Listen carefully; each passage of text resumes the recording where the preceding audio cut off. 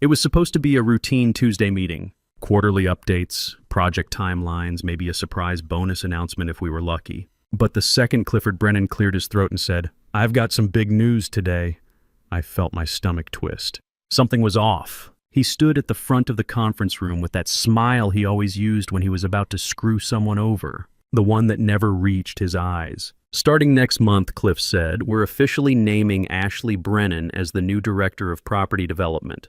The room clapped. People actually clapped. I sat there blinking like I hadn't heard him right. Ashley, the 26-year-old who still couldn't read a drainage plan without calling for help. "My name is Greg Palmer. I'm 47, I live in Mesa, Arizona. And for the last 5 years, I've been running Apex Development's field operations. Site evaluations, zoning meetings, contractor disputes, all of it. I was the one chasing down permits while Ashley was still in business school. And just 3 months ago, Cliff introduced her as a market analyst who was here to learn the business. I clapped too. Robotic, hands moving on their own like I wasn't even in my body. Cliff kept talking, beaming at Ashley like a proud father, because that's exactly what he was. "And I want to especially thank Greg for all his help getting her up to speed," he said. My collar felt tight. I loosened my tie without thinking about it. Ashley gave this awkward half-wave like she knew she didn't deserve a damn thing. She was trying to act humble, but the designer heels and blazer that probably cost more than my truck payment gave her away. Cliff went on about vision and growth and fresh leadership while I stared straight ahead, pretending to listen. My ears buzzed like I was underwater. 5 years. 5 years of late nights, canceled weekends, hauling my ass to city council meetings to get projects greenlit, thinking it was all building to something. But it wasn't. This was the play. They never planned to promote me. I was the mule, the babysitter, the disposable stepping stone. And now that it was done, they expected me to smile and keep clapping. I turned back to my screen, opened the project tracker, and stared at the numbers.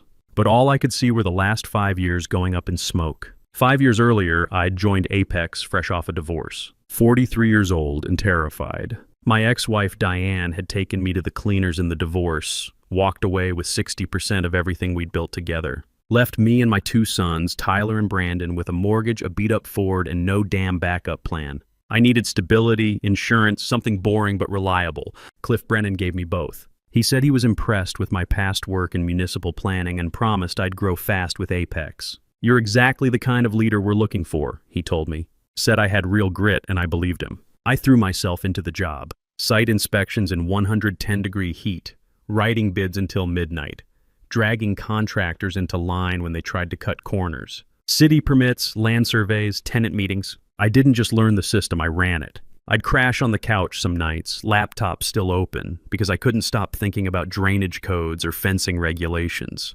It was June when I started. Phoenix was hitting 115 that first week, but I didn't care. I had work, I had purpose. Brandon, my youngest, he was 11 then. He'd look at me over breakfast and say, "You coming to my game Saturday?" I'd promise I would, but Saturday always turned into just one walkthrough or this one contract issue. Tyler was 14, already talking about being an engineer someday. He didn't say much when things got busy, but I knew he noticed. Cliff noticed too. He'd call me into his office every couple of months with that casual tone like we were buddies, tell me how important I was. That long-term leadership was coming. I just had to stay the course. It wasn't just words either. I got bigger projects, more responsibility. At some point I assumed I was next in line for director. Who else was there? Cliff's own son had moved to Colorado years ago, wanted nothing to do with the family business. Then 6 months ago, Cliff stopped me in the hallway and said, "Hey, heads up. My daughter's starting next week, fresh out of Wharton. Just wants to see how things run. She'll be shadowing you a bit." I said, "Sure." Figured it'd be some version of take your kid to work day, maybe a month of observation before she moved into HR or marketing. Instead, in walks Ashley Brennan on a Monday morning, looking like she'd just stepped out of a magazine. She walked in like she owned the place, offered me a handshake and said, "You must be Greg. Dad says you're the operations backbone around here." That smile wasn't respectful. It was rehearsed, like she already knew where she was headed and I just didn't matter. Still, I didn't think too much of it. I'd seen plenty of clueless kids bounce in and out of this industry. Then she started showing up to everything. Every site visit, every zoning meeting, every call with city officials. I'd walk into a bid review and there she'd be, already in the chair next to mine, scrolling through her phone like she was bored out of her mind.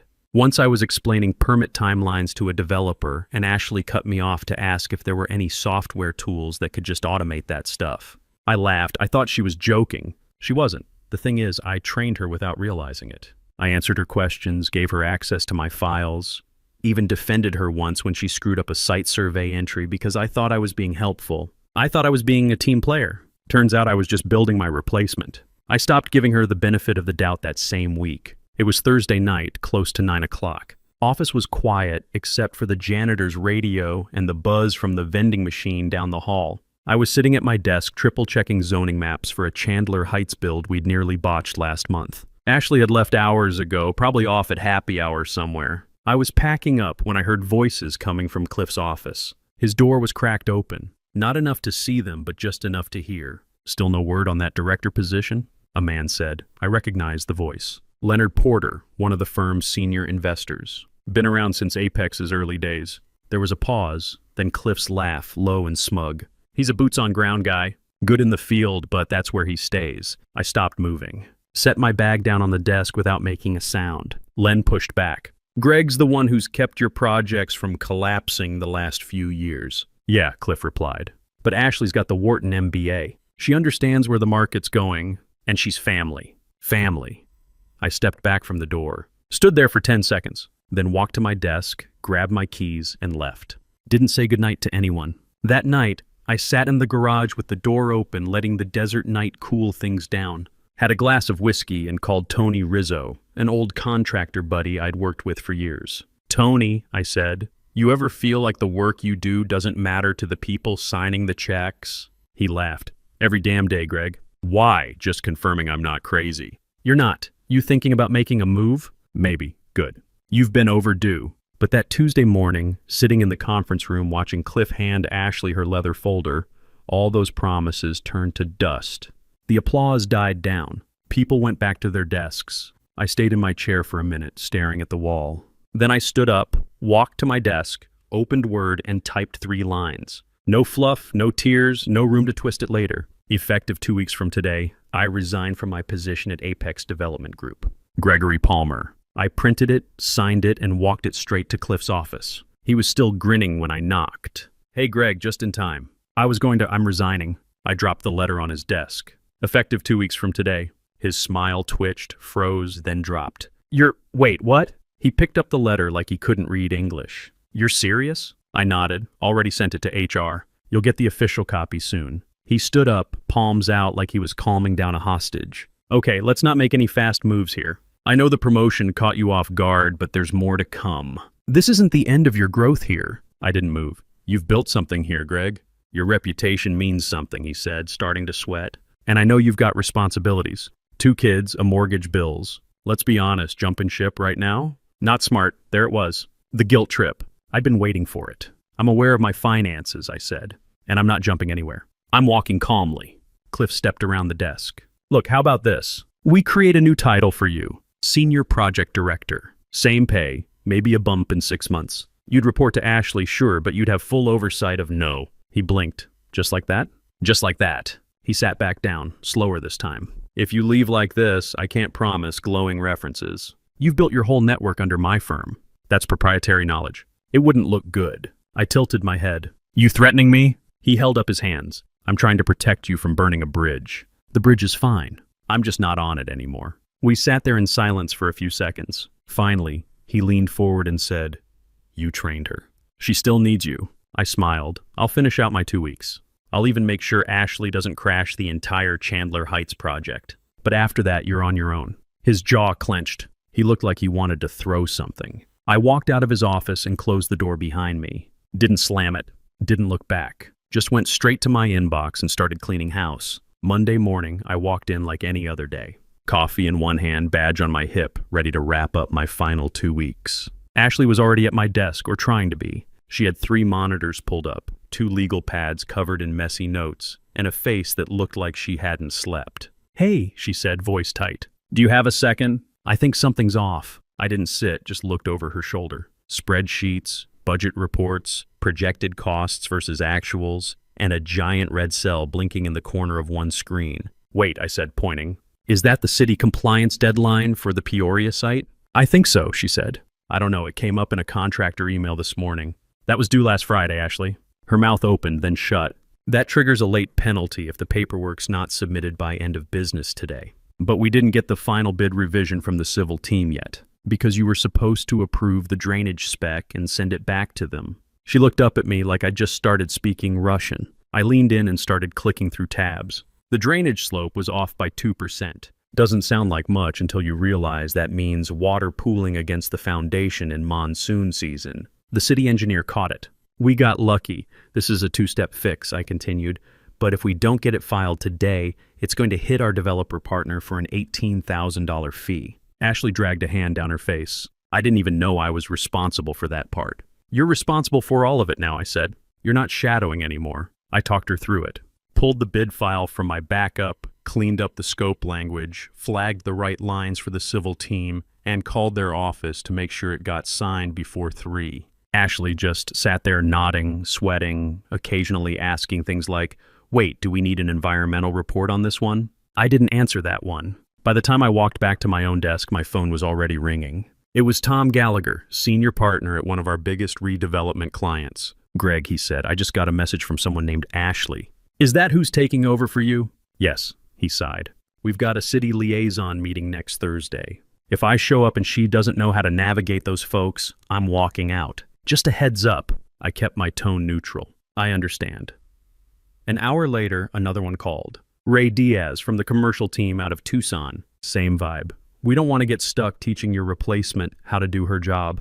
By mid-afternoon, I had 4 messages in my inbox, all from clients asking some version of, "Are you really leaving? And if so, who the hell do we call when things go sideways?" I answered all of them calmly, professionally. But deep down, I saw it clear as day. Cliff didn't just screw me. He set Ashley up for failure. The kid was clueless. No structure, no process, no relationships. She wasn't ready, not even close. She was never supposed to lead. She was supposed to inherit. I leaned back in my chair and watched as the inbox kept pinging. Ashley had the title, but I still had the clients, and they were making it real clear who they trusted. Cliff's assistant popped her head into my office right after lunch. "He wants to see you now." I didn't ask what it was about. I already knew. His door was open, but the second I walked in, he closed it hard behind me. Ashley was sitting in one of the chairs, hunched forward, hands clasped like a kid called to the principal's office. Cliff stood by the window, arms crossed. Didn't offer me a seat. "I've been getting calls," he started, tone sharp. "A lot of calls. Clients saying they're confused about who's running what." I didn't say a word. He turned. "You're poisoning our pipeline, Greg. You're poaching clients while you're still on payroll." "No," I said, "I'm answering their questions. They're calling you because you're encouraging it." "They're nervous, Cliff. They've worked with me for 5 years. You shoved them into Ashley's lap with no notice and expected blind loyalty. That's not how trust works." He walked around the desk, getting close. "This isn't about feelings. This is business and it's proprietary. You're taking what you learned here and turning it into leverage somewhere else." I raised an eyebrow. "You're saying I'm breaking some kind of agreement?" He nodded. "I'll have legal draft a cease and desist if I have to." "You're spreading internal processes to third parties. That's confidential." "There's no non-compete in my contract," I said. "No NDA either. Everything I've shared with clients has been about their projects, their deadlines, their concerns. Nothing about Apex's internal operations." Ashley cleared her throat like she wanted to jump in. Cliff snapped, "Stay out of it." Ashley looked down at the floor. I stayed standing, steady. "Let's be real clear. I've made no promises to anyone. I haven't solicited a single contract. But if clients decide to leave after I'm gone, that's on you, not me." Cliff leaned both hands on the desk, trying to stare me down. "You think you're irreplaceable?" "No," I said, "I think I'm trusted." "That's different." He opened his mouth, but I cut him off. "And I've kept my word. I'm still here, still finishing out the 2 weeks. Still willing to train Ashley like I said I would." I looked at Ashley. "You need to learn the permit pipeline inside and out. Not just the deadlines, but the why behind them. You also need to stop relying on city officials to spoon-feed you process steps. They expect you to know this stuff already." Ashley nodded, barely looking up. "Yeah, okay." Cliff didn't say anything. I let the silence hang for a few beats, then stepped toward the door. "Let me know when you want to start that training, Ashley. I'll block time this week." I opened the door and walked out without waiting for a response. Behind me, I could hear Cliff mutter something under his breath. And Ashley, she still hadn't moved. By Thursday, I'd had enough of watching the place collapse in slow motion. I booked a long lunch and drove across town to Pinnacle Properties Group. Their office sat on the 18th floor of a sleek glass building in Scottsdale, the kind of place where the elevators didn't rattle and the coffee didn't come from a vending machine. Carmen Reyes was already waiting when I stepped off. Black blazer, sharp boots, and that same no-nonsense energy she'd had since the day I met her at a conference 2 years ago. "Greg," she said, shaking my hand like we were sealing a deal. "Took you long enough." I smirked. Had to finish a few things first. She led me into a bright corner office with a view of Camelback Mountain and a whiteboard packed with active site maps. "I won't waste your time," she said. "We've wanted you here for over a year. You've got the network, the experience, and more importantly, people trust you." She handed me a printed offer sheet. I didn't even have to sit down. Position: Director of Property Development. Salary: $108,000 plus performance incentives. Company vehicle. Full benefits package. Start date as soon as possible. I stared at the number for a second. It was 40% more than what Apex ever paid me. For the same title, Cliff handed Ashley like it was a damn participation trophy. Carmen sat on the edge of her desk, arms crossed. "This isn't charity. You bring value. City connections, loyal contractors, investors who pick up when you call. We're not just hiring you. We're hiring your reputation." It wasn't a hard decision. "I'm in," I said, sliding the offer sheet back to her. No hesitation. Carmen grinned. "Smart. We've got 3 sites in planning. 2 in Texas, 1 outside Tucson. I want you leading the Arizona one by next month." "I'll be ready," I said. She stood, walking me back toward the elevator. As we passed a glass-walled conference room, I spotted a site map I recognized. The same parcel I tried to pitch at Apex 6 months ago. Cliff passed on it. Carmen caught me looking. "Yeah, we grabbed that after Apex dropped the ball. That's a gold mine once zoning clears." I nodded. Of course it was. As the elevator doors opened, she turned to me with a slight smile. "By the way," she said, "don't be surprised how fast your old clients find their way to our door. Loyalty travels." I nodded once. She wasn't wrong. I wasn't walking away empty-handed. I was walking with everything that mattered. 6 months later, I had 2 major redevelopments under my belt. One outside Austin, another in Avondale. Pinnacle didn't micromanage. They cleared the runway and let me fly. Carmen backed my decisions, even the risky ones. We built fast, clean, and under budget. Contractors answered my calls. City planners took meetings without delay. It felt like finally working at full power. No babysitting, no politics, just results. Tom Gallagher called my second week at Pinnacle, said he was moving his Tempe project to us. Ray Diaz followed 2 weeks after that. By month 3, we'd picked up 4 former Apex clients without me making a single sales call.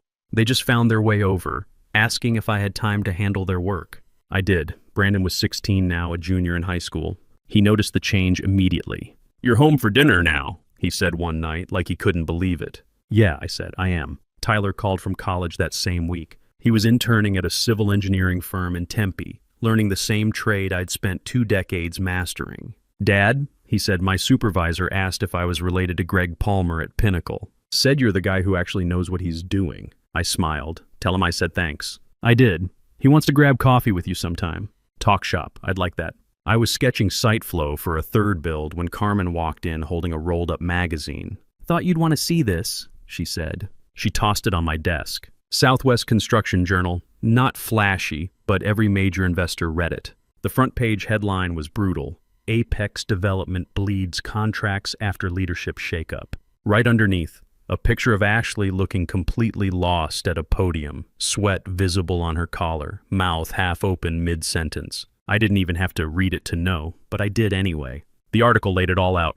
Client walkouts, missed city deadlines, multiple permit rejections. Chandler Heights and Peoria both delayed indefinitely. Contractors pulling out due to payment irregularities and lack of communication. Cliff had been pushed out after an investor revolt led by Leonard Porter. Ironic, considering Len had been in that office 6 months ago talking about Ashley's MBA. Ashley resigned 2 weeks later after a disastrous public city council meeting where she fumbled a Q&A session and misquoted local zoning law on live stream. The video went semi-viral in industry circles. Not the kind of attention anyone wants. I stared at the photo for a long moment. The kid looked like she wanted to disappear. Carmen sat across from me, arms folded.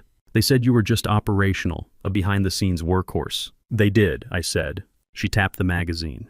"Turns out you were the glue." I nodded once, didn't need to say more. The next day, my phone started buzzing. Nicole Huang, a former Apex project manager, the good one who actually knew her stuff, asked if we were hiring. I sent her to Carmen's office myself. She started 2 weeks later. Later that week, one of our current contractors forwarded me an email from a client I'd handled at Apex. The guy was asking if I was at Pinnacle now and if we'd be open to a meeting about a commercial development in Surprise. We were. We got the contract. Carmen grinned when I told her. You didn't burn the bridge, she said. You just made the traffic go your direction. By the end of the month, 3 more ex-Apex employees had reached out. 2 found work elsewhere. 1 we hired as a site coordinator. The firm I'd helped build from the dirt up was eating itself alive, and the people inside were clawing their way out. They said I was replaceable. Turns out I wasn't. A few weeks later, I was driving through Phoenix after a site visit in Goodyear. I hadn't eaten all day and my head was pounding. I pulled off the freeway and ended up at a place called Builder's Corner Cafe,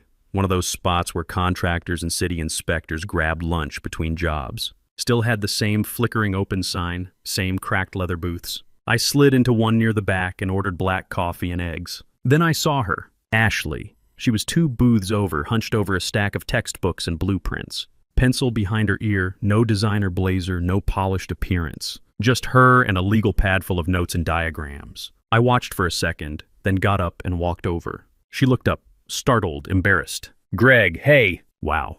I didn't expect to see me in public, I said, raising an eyebrow. She gave a sheepish smile. Something like that. I nodded toward the mess on the table. What's all this? Night classes, she said. Construction management. Started a few weeks ago. I'm working full-time during the day, too. Entry-level project coordinator at a small firm in Tempe. Learning the stuff you thought you could skip? She chuckled once, but there wasn't any fight in it. Yeah, turns out there's a lot I didn't know. I thought I could fake it till I made it, but faking it just cost people money. Or $18,000, I said. She nodded. Yeah, that too. There was a long pause. She didn't look up right away. Then she said, Thanks for not throwing me to the wolves. You could have wrecked me during those 2 weeks, but you didn't. I shrugged. Wasn't my job to ruin you. Wasn't my job to save you either. I get that now. I looked down at her notebook. Real formulas, real specs, nothing easy. Structural load calculations, drainage ratios, the kind of stuff you can't bullshit your way through. I respect that you're doing the work now, I said. It'll take time, but it'll stick. She smiled, small and genuine. That means a lot coming from you. I tapped the table twice and turned to leave. On the way out, I paid both our tabs. Just before I hit the door, I turned back and said, You're doing it right this time. That matters. She didn't argue. She just nodded. I stepped out into the hot Arizona sun, slid on my sunglasses, and got in my truck. My phone buzzed. Text from Tyler. Dad, you free Saturday? Want to hit some golf balls and talk about my internship. They might offer me something after graduation. I texted back, Let's do it.